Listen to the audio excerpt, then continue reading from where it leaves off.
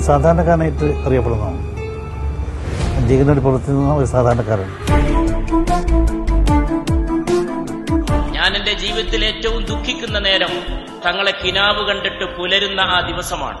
ഇല്ലല്ലോ എന്നറിയുമ്പോഴുള്ള ആദി, കണ്ടത് കിനാവാണല്ലോ എന്ന് തിരിച്ചറിയുമ്പോഴുള്ള വേദന. അങ്ങനെ നമ്മുടെ ഹൃദയങ്ങളെ വശീകരിച്ച് കടന്നു പോകുന്നവർ മഹാത്മാക്കളാണ്. ഹൃദയത്തെ തരളിതമാക്കി കുത്തുവാക്കുകൾ പറയാതെ സ്നേഹമസൃണമായി ഒരു സമൂഹത്തിന്റെ നേതാവായി നിൽക്കാൻ എങ്ങനെയാണ് ആ മനുഷ്യന് കഴിഞ്ഞത് എന്ന ഒരു പഠനമാണ്. ഒരുപക്ഷെ ഞങ്ങളുടെ പിതാവിനെ സംബന്ധിച്ചിടത്തോളം കൊടുക്കാൻ കഴിയുന്ന ഏറ്റവും വലിയ ട്രൈബ്യൂട്ട് കൂടിയാണ് ഈ ഒരു ഡയാലിസിസ് സെന്റർ എന്നത് അഭിമാനപൂർവ്വം നമുക്ക് പറയാൻ സാധിക്കും. ഇന്ന് ഇതിന്റെ യശസ് ഇങ്ങനെ ഉയർന്നുകൊണ്ടിരിക്കുകയാണ്.